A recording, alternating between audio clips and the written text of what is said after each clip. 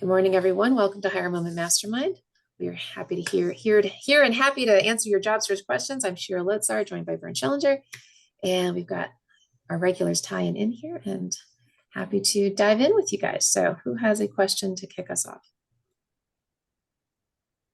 Not necessarily a question, but I've been looking for a job since spring, and what I'm finding out now, or this is my guess, it's the doldrums of summer, and yet there are opportunities. So I am applying, I am getting some interviews, and I get the sense that maybe talking with these groups that maybe they're thinking like, okay, let's try to have someone in. Because I asked about the timeline, and of course they want someone very like yesterday. Yeah. But I get the sense that they're trying to get someone in, by September, or before the new year kind of kicks in or something like that.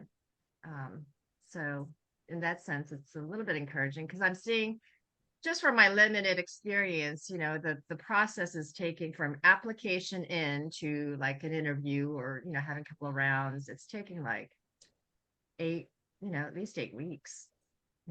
It's It can take a very long time, especially when there's no recruiter involved.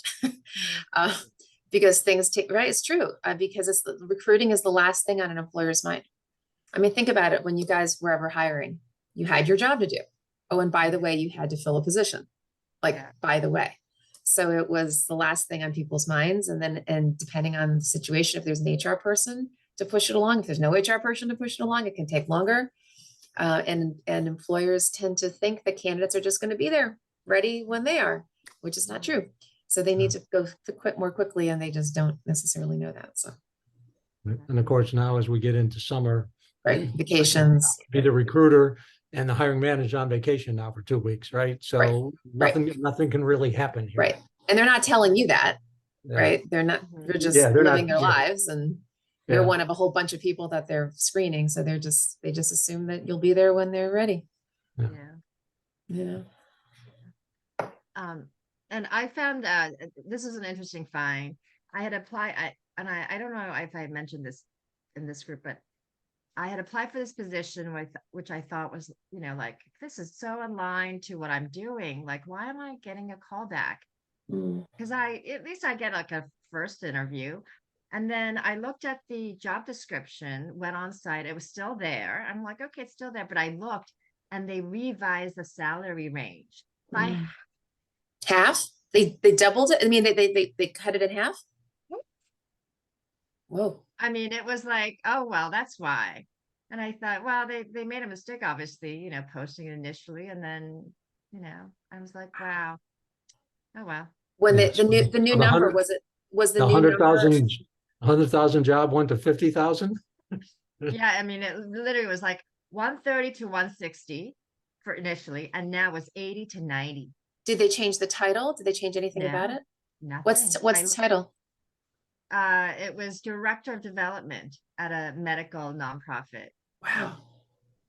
Yeah. I saw, well, too bad. Okay.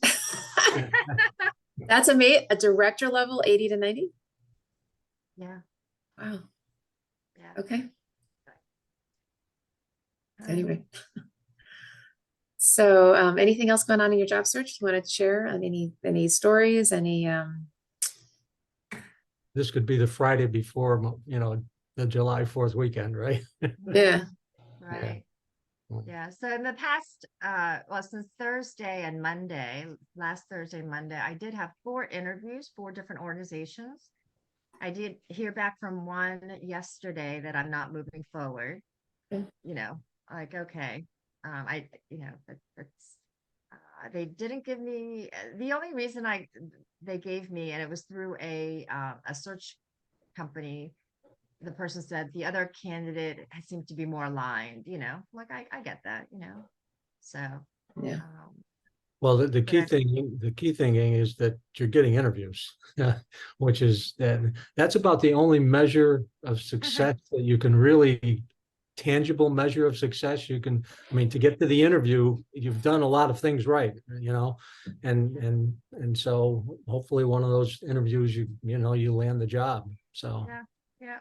So just keep plugging on. you know. Yeah. Yeah, and of course, whenever there's when the job is posted widely, the competition is stronger. Yeah. Yeah. You know, just always keep that in mind. That's why the networking is just so important. Not only networking to get the interview, networking to find opportunities that are hidden from the market, Yeah. and also an opportunity to sometimes create your own role. I want to share something that happened yesterday. That I know maybe I should blog about it or something. Anyway, I was at a networking meeting. I went to a luncheon, a business networking lunch, just kind of a random thing. And I was shaking hands with a guy named Reggie, he owns a little marketing agency. And he says, I want you to meet my intern. I'm like, what? Now this is a regular business networking group. We're all in our 40s, 50s, and 60s, right? He introduces me to this guy who is like 20, right? And the guy's name is Richard. I said, wow, Richard, an intern. All right. And so I, of course, said, how'd you guys meet? How did this happen? This guy, Richard, 19, 20 years old, gets on LinkedIn, starts researching marketing agencies, reaches out to this guy, Reggie, cold, sends him an email, had researched his company, said, hey, I'm a rising sophomore in college, marketing major, blah, blah. Noticed your company does XYZ. Would you be open? I'm impressed with this, that, and the other. Lands himself an internship. Right? If a 19, 20-year-old can do it, Yeah. okay, completely cold. Completely cold. So this can be done. There are people who land opportunities and create roles for themselves all over the place. All over the place. It can be done. So I just want to encourage you guys to be thinking out of the box, because as important as it is to network to get the interview if there's an existing job, it is that much more important to go find the jobs that are not posted on job boards. That's 80% of the market. It truly is. You never know, something can be created for you. Vern, has that happened to you when you were in the HR Well, world? I think I've said this several times. When I landed the job at Lee Heck Harrison, which is a global career management firm, which basically, it's outplacement. It's for people who have been downsized and the company's paying Lee Heck Harrison to provide them career management services, resume, everything that we talk about here. A woman called me and she said, Vern, are you still interested in career management? I communicated that to her a while ago. And I said, yes. And she said, well, Lee Heck Harrison's interviewing for the director of professional services. I had no clue. I had no clue that job. And I don't know that it was posted anywhere. I mean, and obviously Lee Heck Harrison has a pretty large network of people in their world. And without that call, I would have never known about that job. And I interviewed and I landed the job. And then the last job that I got with the American Bankers Association came from a former boss who, was actually hired to do the recruiting for the job. And Sherry, you probably remember Angela Spicer. Angela Spicer, yeah. Yeah. And Angela called me and she said, I want to let you know that I just dropped your name. I've been working at the American Bankers Association doing executive coaching. Their senior VP of HR is retiring. And they asked me if I knew qualified people. And she said, yeah, I know someone who's qualified. I said, he's got a great job. I don't know if he's interested at all in this job, but he'd be a qualified person. So 24 hours later, I got an email from the CFO wanted to talk to me about the job. Now, I was at a point in my career where I really didn't know if I wanted to take on a new job at that point. But Angela called me the following Monday and said, I really want you to think about the ABA job, because she said, I've been hired to do the recruiting. And I said to Angela, Angela, you haven't done recruiting in years. All you've been doing is executive coaching. She said, they twisted my arm and they offered me a lot of money. So I said to her, okay, I'm willing to be a candidate to explore it. But I told her right up front, I said, I'm not sure that I'm really, I'm towards the end of my career here. 4 or 5 years, I'm going to retire. Do I really want to make this move? But lo and behold, I made the move. It turned out to be a great move, but I would have never known about that job without Angela calling me because it wasn't posted. Basically, what Angela did, and Shira knows this, everybody in Washington, D.C. knows Angela Spicer in the HR world. She just sent an email to all of the VPs and senior VPs of HR that she knew, letting them know that the American Banker job was open. And if they are interested or they knew somebody would be interested, send them to Angela. That's all she had to do to get a slate of candidates. So it wasn't on LinkedIn. It wasn't on, it wasn't on Indeed. It wasn't anywhere. So those jobs are out They're there. hidden. They are, I mean, they're hidden. People are just using their networks. Yeah. So to the extent that you can be on their network, on their radar, Yeah. they can know to tap you or again, create something new. Yeah.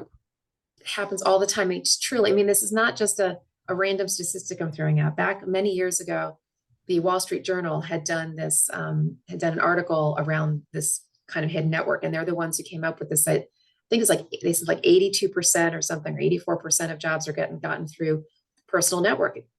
They are hidden. They're just literally not on the job boards. So we just cannot emphasize this to you guys enough. It's just continue to network to figure out who's got what, right? Rather than just going to the job boards. Yeah, but if you are going to go to the job, I mean, any job you do get through the job board, it's going to be that much more important that you are aligned as much as possible with that role. And I know that there tend to be unicorn roles, but to the extent that your accomplishment stories can really knock it out of the park and say, I have done this, right? Yesterday, I was interviewing somebody and it's for this, nonprofit role where fundraising is part of the role. And at first it seemed like the person's fundraising skills weren't that strong. And then all of a sudden we get into this conversation and it turns out that what she has done very recently in her current job was actually very on point, but it just sort of naturally came out in the conversation, but not in the beginning. She had to really kind of keep talking. And finally I'm like, oh, wow, you actually do have the skills, but the point is that to the extent that you can really, really, really read that job description, really align your accomplishment stories to exactly what they want and anticipate what they might be asking you, that's the way to help you make yourself stand out, because you never know what your competition is. You can only do the best you can in the race that you're running. Ty? I believe in telling everybody in the world you're looking for a job. And let me just share this story. As you know, my wife Lori is a director at the museum, and about 10 years ago, she was retail shopping and she had a position open. She was talking to this clerk in the clothing store. She liked her personality. They went on. The woman said she was interested in sales. Bottom line, she hired her. She was there 6 years, did a wonderful job, and she moved on to my wife mentored her, moved her into moved to a better job, moved up in her career, I should say, advanced in her career and got a higher paying job too. Same thing happened to me. I was 20 plus years ago, I was at a restaurant and I liked the server, young woman. She was great. I was doing a search for the Society of American Florists for like a membership coordinator. I recruited her. It got her, not only did she get the job, she kicked off her career in the association world. Like, you just never know who you're going to meet, but you got to absolutely, I totally agree with that, Ty. Tell everybody you're looking. My other comment would be about as far as looking, depending on when a company organization's fiscal year starts. Now, I put more focus in the government area. A lot of governments start their budget year in July. So I find that there's more positions open now. And my other comment is it varies from area to area in terms of, it seems like I went to job fairs, one in Montgomery County, one in Frederick County. It seemed like there was a world of difference in the number of people there. So it really depends on the area too, what demand and what you're looking for. That's right. And do you go to the association coffee chat in the mornings? I have not been there in a long time. I pretty much have said, well, I don't think that this is where I need to be. I just don't think that that's a fit. And it gets back to, okay, let's look at the organization. Let's look at the demographics and say, will I fit in? If you look at somebody's staff and you see that they're all young people, the answer is probably no. So it's like, okay, is it a good fit? Probably not, you know. Well, you never know. And have you been going? I have. I've been joining at least, average about 2 to 3 times a week, and I'm getting to know the people. And what I've started to do is, because there's lots of people there who come in every day, but like some come in every couple of weeks. But I've kind of made it known, like, I'm kind of newish here, and I reach out to them separately for like a 15-20 minute touch base. And so I'm getting to know them, a little by little. But yes. Yeah. Good. Yeah, I would go as many times as you can, because you never know, right? There's always new people. That's right. That's right. Yeah, they're certainly willing to help. They're certainly, especially if you ask for help, certainly reach out and help you. Mhm. For sure. And what I found really helpful is, because I'm in the association space, or get more deep into it, when I see a job opportunity that's posted, through LinkedIn, I see who's connected to people at that company. So it's been helpful, like, person I networked from the association chat, 2-3 weeks ago, to say, hey, we just spoke. I see that you're connected to XYZ person, and they, have forwarded my resume. So that's been helpful.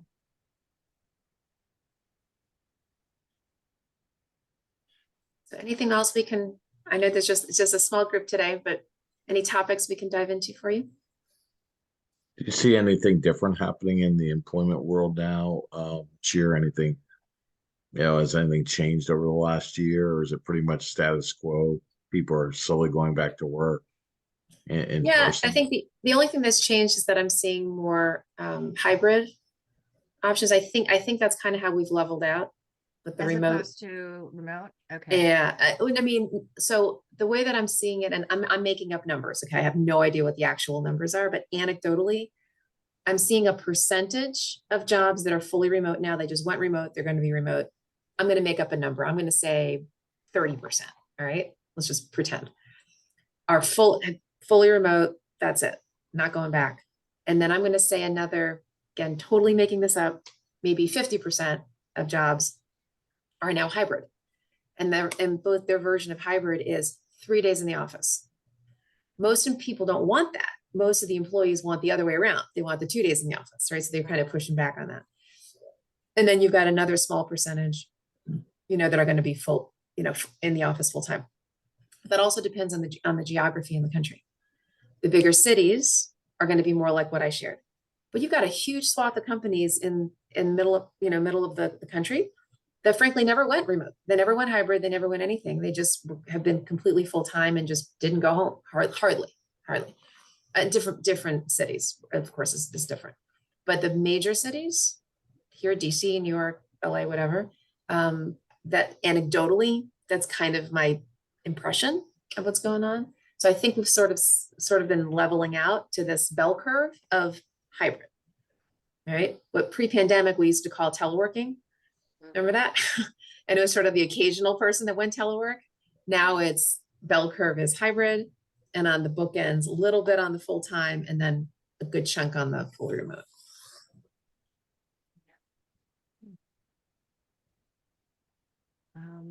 I guess, Go ahead. I guess my other comment would be is, in the job description, sometimes it says education can be substitute or a combination of. Maybe you can comment on this. Is it good to just ask them up front, well, how many years? I find this in the government. Okay, you can substitute education. How many years education can be substituted, or is that kind of like subjective? Like they decide, okay, this guy's got a master's degree, or this guy's got a PhD, and that can be I substituted. don't know how the government does it, because the government tends to be they have their protocols. That's not my area of expertise. Right. I don't know if Right. they say 5 years of experience is equivalent to this education. I don't know. I think in the private sector, it's probably more subjective if they ever say that. That's might be my impression. Then again, there is more and more of a trend toward not even having education as a requirement anymore for DEI reasons. No. What was your experience with that, Vern? What's that? When you were doing recruiting, what was your experience with the whole equivalent years? Yeah, I don't even think we looked at making an equivalent. I mean, we obviously would look at the education, but it didn't mean that that certainly wasn't the sole determiner, sole determinant as to whether we hire somebody. So I don't really think, I'm not even remembering, okay, they have a college degree, so that counts for X number of years of experience. I don't know. It just didn't, it's not ringing a bell with me. Yeah, people will write that sometimes, but in my experience, I haven't heard people like say it's specifically this or that. Yeah. It's kind of they sort of say that, but you'd have to ask somebody in the government who. Well, yeah. understands. Yeah. The only reason why I said that is because when I went to the job fair in Frederick, I asked one of the HR people, and they told me count like a master's degree would count for 2 years of experience. That's the general Oh. statement they made. Yeah. Yeah, I don't know how people come up with these things. Well, and the HR person that you talk to, that may be something very specific and unique to their company or that organization. They've decided that that's what they're going to do. So, yeah. Any topics we can deep dive for you guys?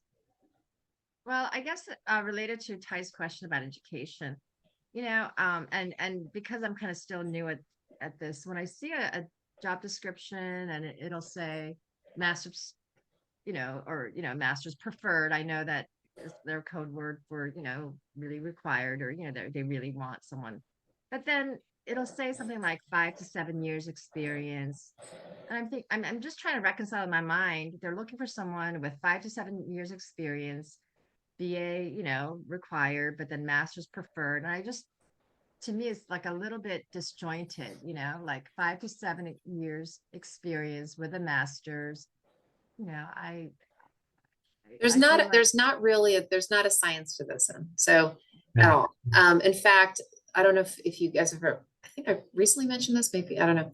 But and Vern, love to hear your take on it. My general experience with those little years ranges that you're talking about. Yeah. Kind of goes like this. When they're looking for an early career right out of school, or that age, right, I should say, they'll say like 0 to 1. Mm. Then the next level is 1 to 3, 3 to 5, 5 to 7, 7 to 10, 10 to 15 plus, and that's it. They're never going to say more than 10 to 15 years. But when they say 10 to 15 years plus, they actually mean a seasoned person. Okay. The 5 to 7 is actually code for that we don't consider this to be a senior level role. You should know that. So if you ever see that, that is literally code. Now, they're not supposed to say 5 to 7. They're supposed to say 5 to 7 plus. They're not supposed to discriminate. But it absolutely is code for this is sort of a not even kind of mid-level sort of job, but it's not for us. They don't consider it to be for a seasoned person. Mhm. And at And the same time, the- they say master's preferred, it's like. And that to them is there's no dissonance, because you can have a master's in 1 year of experience, right? So for them, it's more about the academic cred. That's one thing. The years of experience is completely something else. Yeah. Like a think tank might say they want a PhD, okay? But they could also say PhD with 3 years of experience, and they're thinking about somebody who's early career who's just gotten out of their program. So they don't equate the two, right? It's just that you have to sort of separate them out. Yeah. But it's the 5 to 7 that will tell you the level. And that's just it's a guideline to go by. And I think every organization will have its own tweaks and, little changes to that whole process based on whatever their culture is, whatever, their history is, the types of jobs that they have in the organization. All of that can impact that, the experience and the education they're looking for a particular job. Yeah. And have you noticed the salaries? Have you looked at the salary listings relative to the years? I haven't paid much attention to that. I haven't linked Yeah. it, but I will. You should yeah. start to notice it. And if they ever say years, I would strongly encourage you to look more at the 10 to 15 year plus thing, because that's going to say right. we're looking for a seasoned Tenure. person. Right. And also, and two, even looking through, looking through the description itself, you look at the words that they use to describe it. You know, are they using words like assisting and supporting and coordinating? Or are they using words like directing and leading and spearheading? Yeah.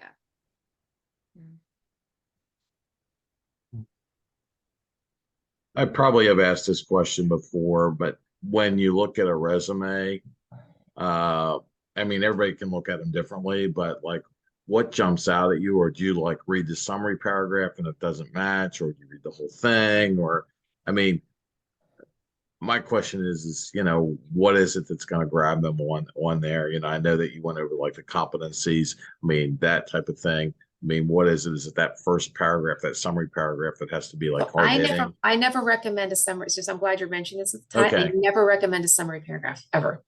And the reason is because summary paragraphs, it's a block of text that recruiters typically gloss right over. Okay. They don't really look at that first. They're going to look at the key competencies. So look at, if you have a heading, like, customer service professional, whatever, they'll look at that. They'll look if you have a text box or some sort of competency listing, they'll look at that. And then if you have your accomplishment stories labeled with key competencies, they'll look at that. It's just a very quick scan. The thing with summary paragraphs is that most people, when they write them, they're kind of what I call yada yada. Oh, 25 years experience, team player, these industries, and it's just sort of this jumble of things that doesn't really tell us too much typically, right? We'd have to kind of hunt in the paragraph to actually find what we want, because people don't read these days, they scan. And a big paragraph is just not something that people are that's going to jump off the page. So when I do resumes, I don't put a summary in. I just go straight up into it. It's just the headline and key competencies, and then accomplishments, labeling, done. Because that's what the recruiter cares about. What kind of job are you looking for? Are the competencies that we have in the job description on your resume? That's what they care about. They're looking for their keywords, not your generic keywords, the ones that they put in the job description. And then are they layered through your resume? That is going to at least tell them in 2 seconds, literally, I'm not exaggerating, 2 seconds, are you somebody that they want to put in what we call the A pile?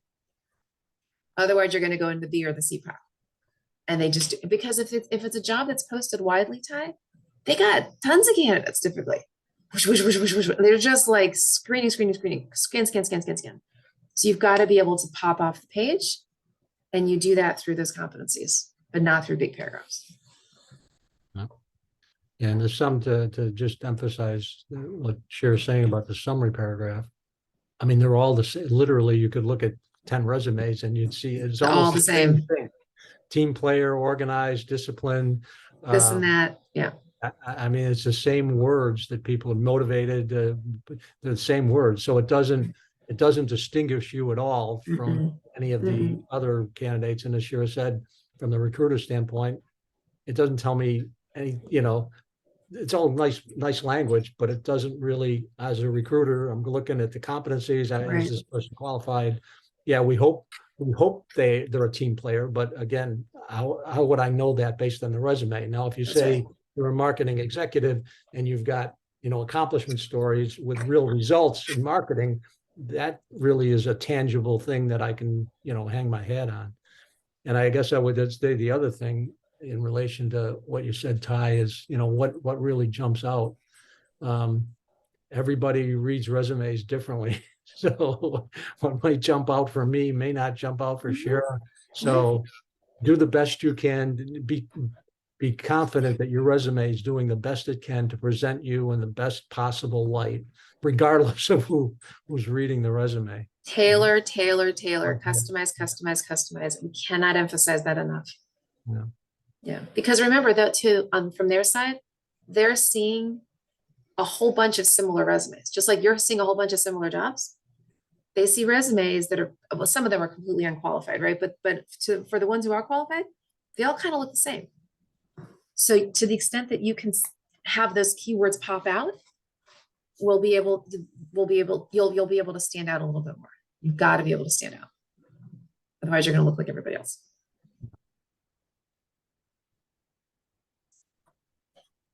Thank you. I have a related question. I guess it relates to education. It seems typically like I always put that at the end of the resume, and that's where I've been putting it. But one time I applied for a job at a community college. The HR person said, "Well, I'm going to change this on your resume. I'm going to move this to the top, your education." Any thoughts on that at all? Say that one more time, Ty. The recruiter, the HR person, that called me and said, "Well, I'm going to take your education, move it from the bottom of your resume to the top." And this was at a community college. I mean, typically, I just listed at the end. Any thoughts on that? At a college, that Yeah, might at a be why col- they did that. Yeah, Because at a college, academic creds can mean something. And so in that particular case, if he wanted to do that, I could see why. I wouldn't normally, but academia is different. They kind of like academic credentials. so I guess is it appropriate to list at the end of the resume? Oh, yes, absolutely. Okay. In every other Okay. situation, yes. Okay. The only time it is appropriate to list it at the top is if you're a recent grad.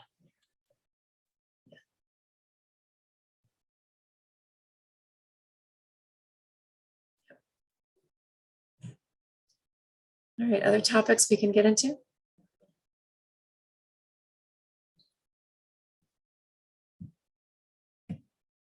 We're about to have Karen join us here in a second. Anything about compensation? How has that been going for you? Have you been seeing more postings actually list salary? Yeah, and in my case, I've seen half listed and half not. Because I have a tracking chart and just looking at it, I can see that half are listing it and half. That are sounds not. about right. Yeah. That sounds about right. Yeah. Yeah, you So in that light, so what I've done, especially because I'm in the nonprofit space, you can download the 990 and kind of see the titles and see what they make 2 years ago. Sometimes there's a lag, right?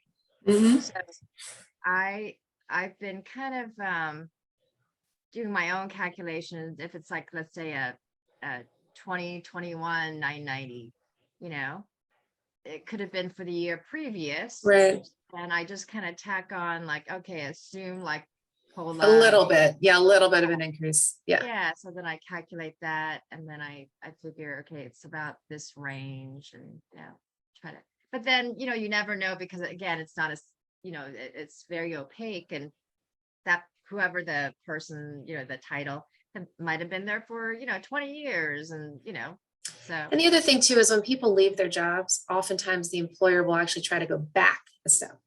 So, how people, let's say somebody rose to this level of salary, it's not like they're necessarily going to hire the new person here or better. It's normally here or below. They're trying to save money. Yeah. So if the person rose, they're like, well, maybe we can get somebody here. Mhm. And so you're right, you can't really tell. And then sometimes there's a negotiation too, because maybe with your experience, they'll pay a little more. I mean, there's not an exact science with this. How did you guys do that, Vern, back in the day? Was it kind of a, somebody left at a higher salary, try to kind of bump back down? Well, yeah, well, one of the things, and again, this will depend on the company. So the American Bankers Association had a lot of long-term employees. I mean, people that have been there 15, 20, 25 years. So if anybody's at any organization over 25 years, and even if you're getting minimal, 3% or 4% increases, you reached, the top of the range pretty much. So I think we pretty much stuck to the ranges that we had at any given time. And the incumbent who was maybe retiring, maybe they were at the top of the range, or maybe even above the range at that point. But we would hire, for the range that we felt was appropriate. And we, as you know, sure, there's enough compensation consultants in Washington, D.C. that, we did an annual survey and made sure our salary ranges were in line. In fact, one of the things that I was really proud of at the American Bankers Association, I don't know, I think we had 13 or 14 different salary grade levels. And other than the C-suite, out of the other 13 or 14 levels, females were paid equally, or in some cases higher than males. So we really had a very fair and equitable, at least from a gender standpoint, pay scale, what's the word I'm looking for? Actual data that says we're paying females as much as we pay males.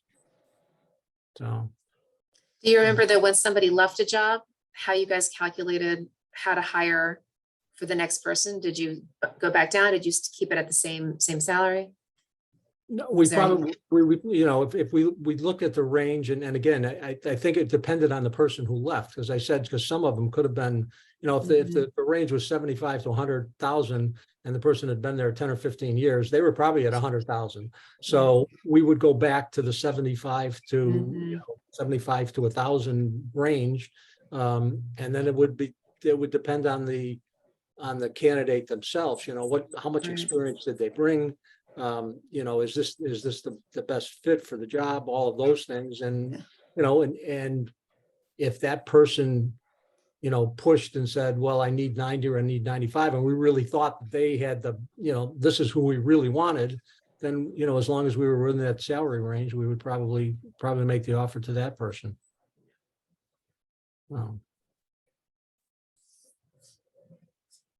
Salaries are a tricky thing. They And it's really not an are. exact science. It's No. and employers are trying to save money too, right? Yeah. Which is why you got to negotiate as best you can up front. Yeah. That's the best time to negotiate is when you get the job, because after Yeah. that is typically COLA. Yeah.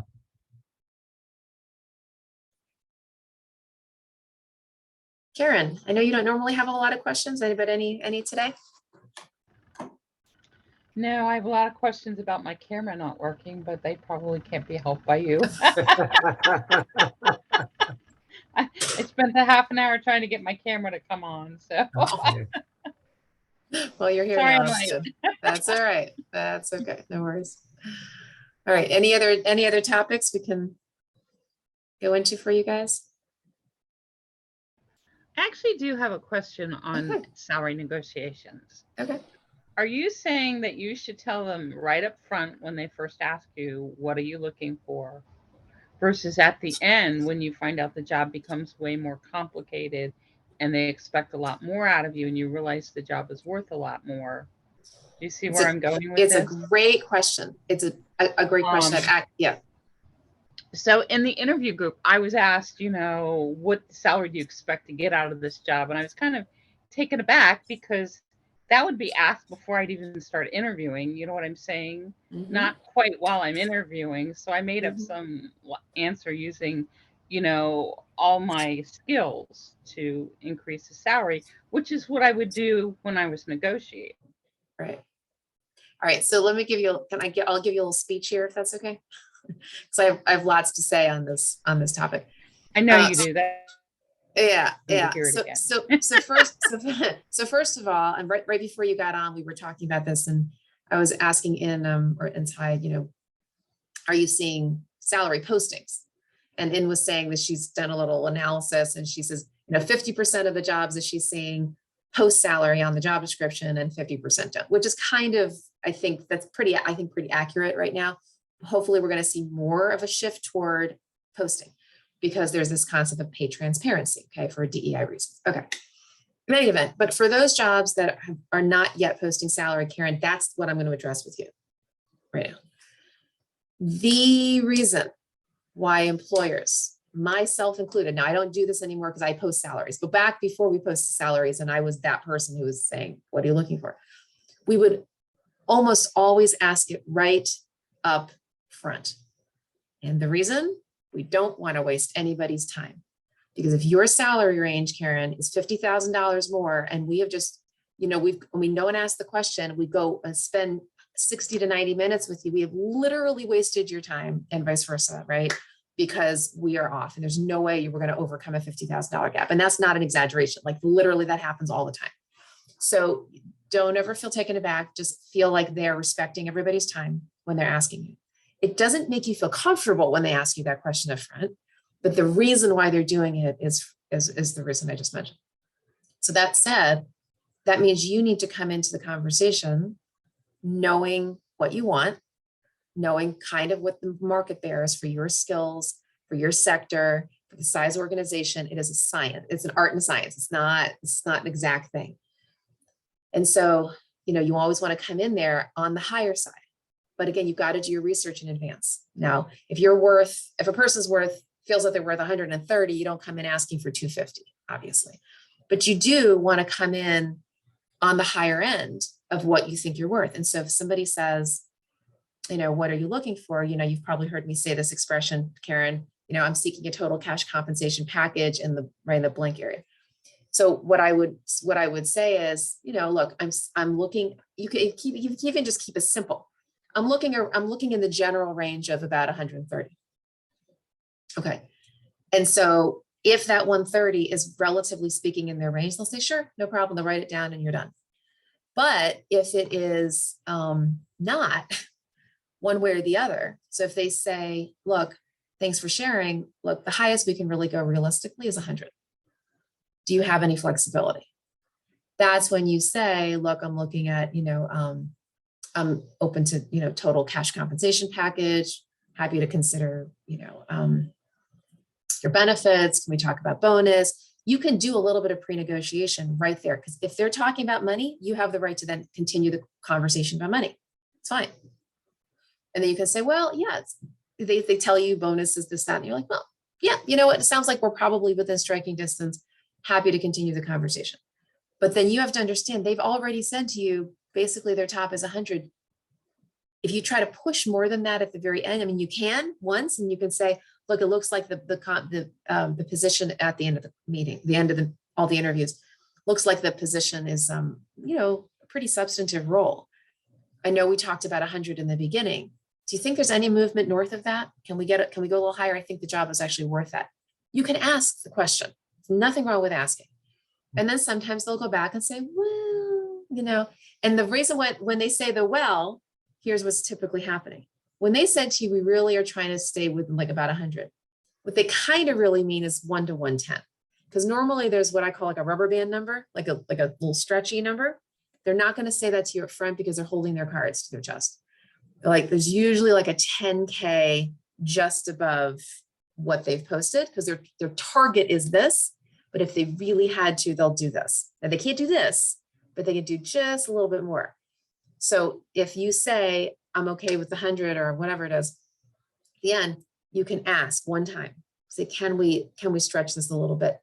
Even if they don't do the 110, they might do 105. They might do something, but at least ask the question. So, and the other thing too, Karen, is if you end up inadvertently lowballing yourself in the beginning, to your point, you can actually go back. You can say, like I said a minute ago, after interviewing now, I've realized that the job has, really a substantive amount of responsibilities. I think it's worth more than the number that I originally quoted. Can we look at something that's higher? Even if they've already offered you the job, even if they've already said, we're offering you But that's 100. after you get the written offer, right? A usually verbal negotiation once I start. Verbal offer, not written offer. You want the written offer to be the thing that you guys have basically pre-agreed upon verbally. Okay. Now they can give it to you written, and sometimes people will do that, but most people will start with a verbal. Okay. Yeah, but you can always double back with your point. Now that I've gone through the interview process, I see that's a very substantive role. I realize I quoted you this number. I'm wondering if we can go more here. And the other thing that'll influence that whole process, Karen, is exactly how well you've interviewed and the impression you've made on them. And if, they're whoever the hiring manager is and the HR person, oh, this person's really ideal. They're really great. What can we do to we don't lose this person? That helps too. But that's just all part of the process. Exactly. Well, I hope I get there soon.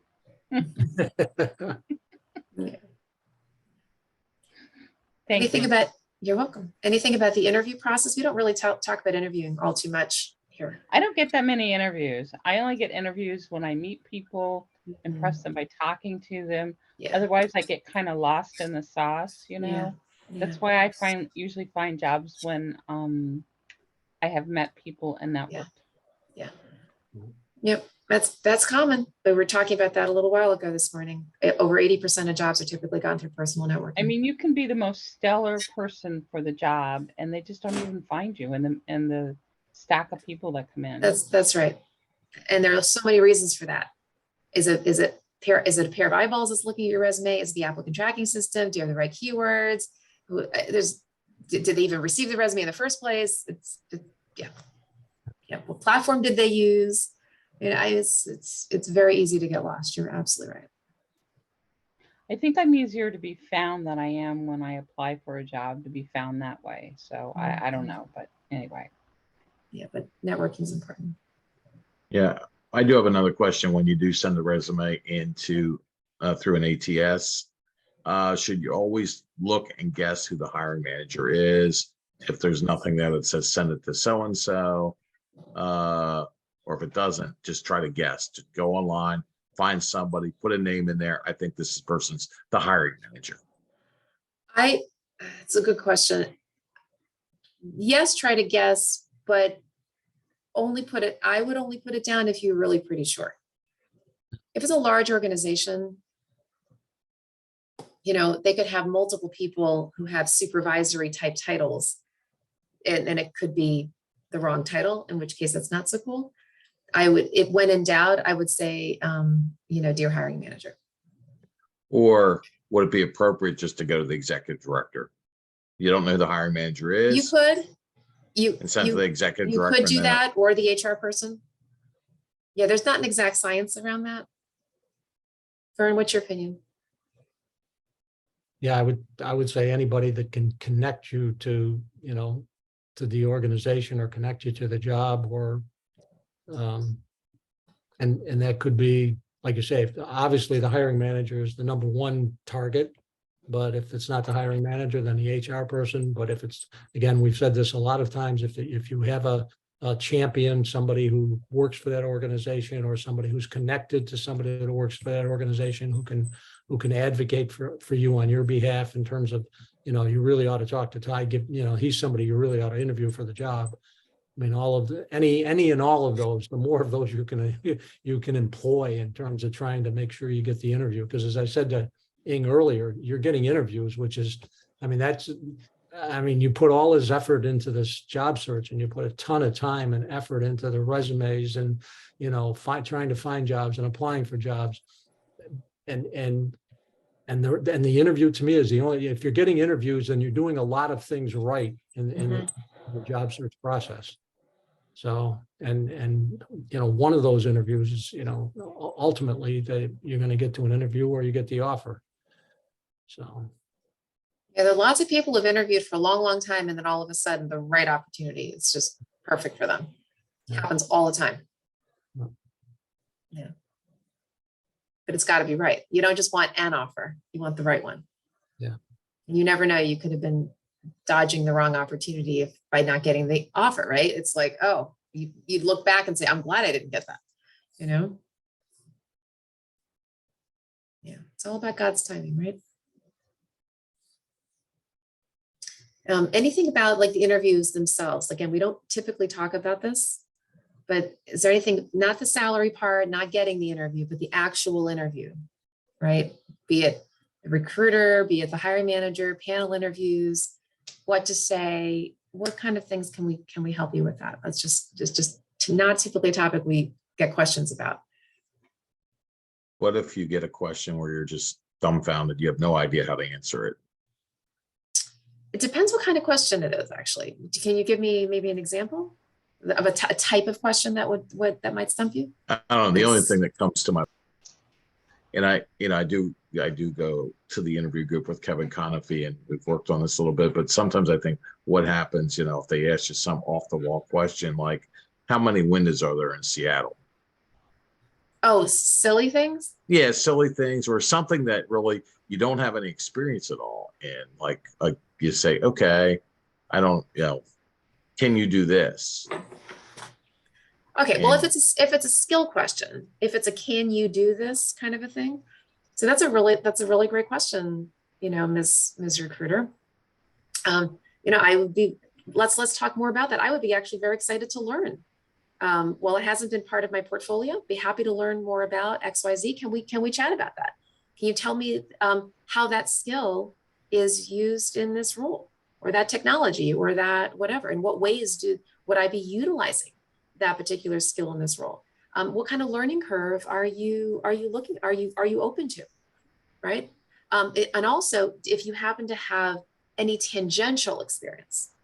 So what you can, this is, if this is the case, so you can say, well, let me tell you what I have done. If there's any sort of dotted line connection. So maybe in In's case, right? In has sort of in this business, like nonprofit association business development world. And sometimes the word fundraising is used in her world. That means different things. Sometimes they literally mean raising funds, as in raising non-dues revenue. And sometimes they mean what's called development, which is the 501c3 nonprofit term for going after high net worth donors or foundations and like fundraising in the nonprofit sense, not just raising revenue. So if they ask her a question around that other kind, and she hasn't necessarily had a lot of experience, she can say, well, let me tell you what I have done. What I have done is I've worked with corporate sponsors, this, that, and the 33rd thing, okay? You can phrase it that way. Let me tell you what I have done. And then you sort of redirect if it's something that's tangential. If you've never touched it, don't even know what it is, say, wow, that would be a brand new skill for me to learn. Can we talk more about how that skill is used in this role? I'm excited to grow my skill portfolio, and let's talk about it. That's what I would do. Vern, do you have a thought? No, the other thought I had is, as you're listening to what Shira said, this goes back to preparation. So Ty, your question, it was a great one. Okay, I know this could happen in the interview. How do I handle it?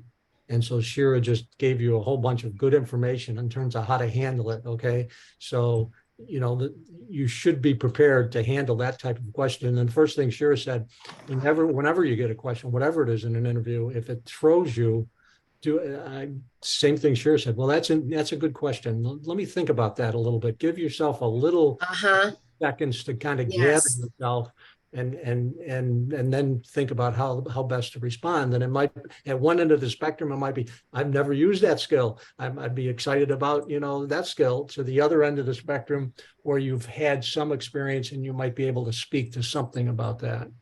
Right. So, yeah. I remember an article I read a long time ago about interview questions. And again, so this was a marketing and a creative, position. And they wanted to know the question was, which one of the Pepperidge Farm cookies do you like the most? I mean, that was the actual interview question. I mean, this was like in the New York Times or something like that. Milana. It was a marketing creative position. And they were really looking for, okay, what's your answer to that? And how creative or, how are you going to answer that type of question? So. That's great. Yeah. That's great. Well, yeah, those are unusual, but yeah, I mean, you never know what you're going to, how you're going to answer that. But, Ty, was that helpful? Did that make sense? Yeah. Yes, definitely. Thank you. Yeah. Yeah. I would say Sharon and I say it all the time, preparation for the interviews. And the more you practice, the more you know your skills, know your accomplishment stories, the more confident you're going to be as you get into the interview. And also looking at that whole customization thing we were talking about with the resume, the same holds true with interviewing. Go through that job description, line by line, bullet by bullet, and map out the different accomplishment stories that you could bring to bear for every single bullet. And if you get to a bullet where you don't have the experience, be prepared of how you're going to address it if they ask you. Yeah. All right. Or even if you've had some familiarity with it, but you want to be able to address every single thing on that description, if possible, or as much as possible. And if you do, and the other thing too is you could actually overcome something in advance. If there's a bullet or two you just have not had experience with, if it's at the bottom of the page, that typically means it's not as important to the job, frankly. If it's the first 3 or 4 bullets, it's typically very important.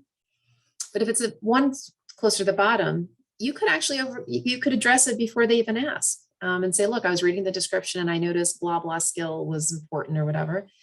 Can you share with me, Miss Employer, how important is that skill to the role? Are you okay with a learning curve that happens not to be as much in my portfolio? Happy to learn. just wanted to ask to help manage my expectations, you know. But especially if the skill that you don't have is in the first 3 or 4 bullets, you probably should ask it, because remember, you want to set yourself up for success. This is not just about getting a job. You want to be able to succeed in the role. And if they have expectations that they're not articulating, you want to get that clarified. I mean, how many jobs have you ever gotten where the expectations were mismanaged? Not inadvertently, they're not doing it on purpose, but it happens a lot because they don't necessarily know how to explain the role. They're asking you a lot of questions about your history, but not necessarily about, you know, or doing a lot of explaining of what they want. So you need to really read that thing well and say to yourself, is this something I'm capable of? Is this something I'm interested in?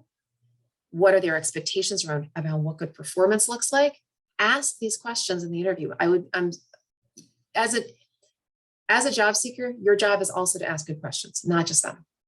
You don't want to sit in a subservient role in the interview. That's what most people do. They put their hands in their lap and they say, all right, Mr. Employer, I'm ready for your first question. And it's just this game of racquetball. You're the wall. And they just keep questioning you, right? Make it tennis. Ask questions back. Ask them what you need to know about skills, about the role, about the culture, about the resources, about their expectations. Can you hear me? Hello? Yeah, we lost you, Sherry. She's frozen now. Oh, no. Okay. You're back. I'm back? Okay, sorry.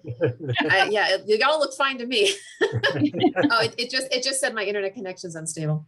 Yeah. Anyway, you want to be asking as many questions as you can about the skills that they are requiring, the role, the scope, relationships, culture, resource, anything you can think of to help know whether you're going to be set up for success, whether this is really the right role for you, and how much of a learning curve, you know, you're going to need. The overriding question is, you know, what does success look like in this role? That's right. And that's best towards the end of the conversation. You know, what does success look like? You know, if I took this role and in the first 6 months, you thought I was doing a really good job, what would cause you to say that? But to Shira's point, as they're talking about a particular skill, you know, how does this skill, you know, how does this skill impact, you know, success on the job? What's really required here? When I'm using this skill, or when this skill is required, what are the outcomes that the organization's looking for? How does this drive, you know, the goals of the organization, or meet some of the objectives the organization has in whatever, you know, field or whatever area you're in?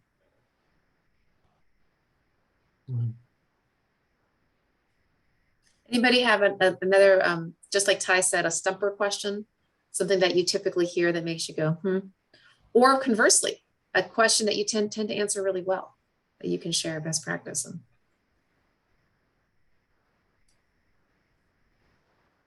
I was asked in an interview, what was one of your most proud moments? And that was an easy lob, so I was prepared for that. Because I think sometimes, you know, the interviewers themselves get a little tired, you know, so they've got their canned questions, and that was, you know. Can I ask oh, sorry, go on. Yeah. Let me jump in there, because that's a question that I always ask in the interview, and I'll tell you why I ask it. The question I ask is, tell me the accomplishment, you know, either in your personal or your professional life, that you're most proud of, and why did you choose that particular accomplishment? The second part of that's important, because people will tell me the accomplishment, but then they won't tell me why. And so I'm saying, okay, you know, how good are your listening skills? I ask you, what's the accomplishments, and tell me why. Yeah. And they tell me the accomplishment, and then sometimes they'll go, and why? Why did you choose that one? Yeah. There was one where I was asked, you know, at the very end, so tell me something about yourself, you know, something that I wouldn't know from reading your resume. So it's something, you know, not like experience or, you know. And so I talked about my international upbringing and how that helped me, you know, develop a, you know, appreciate diversity of all kinds type of thing. So DEI, very DEI minded kind of thing. So I thought that was a good. Yeah, I think that's a great answer. Yeah.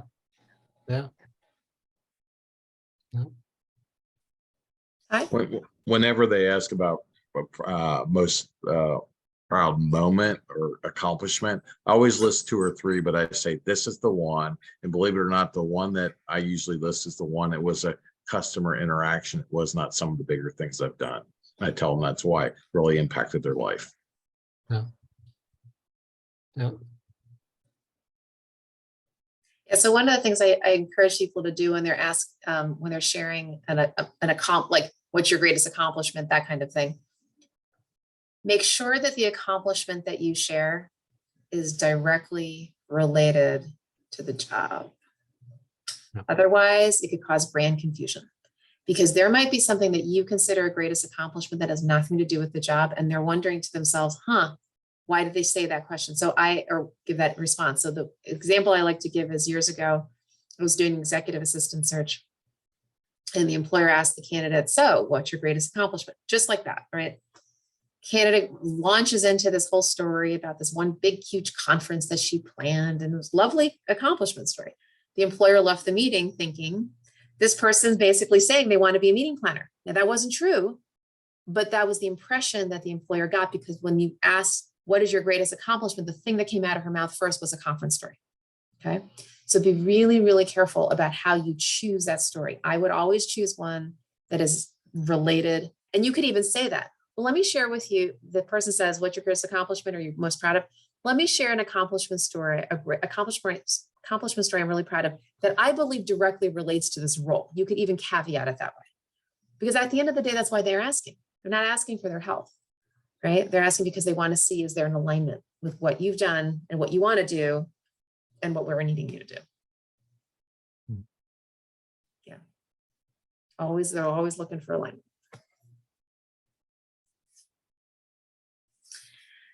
All right. Any other questions before we wrap up? Okay. So we'll go ahead and finish up for today, our formal time. And for anybody who wants to stay on the prayer call, you're welcome to do that. Okay. So look forward to seeing you next week, and have a blessed 4th of July. Have a good weekend.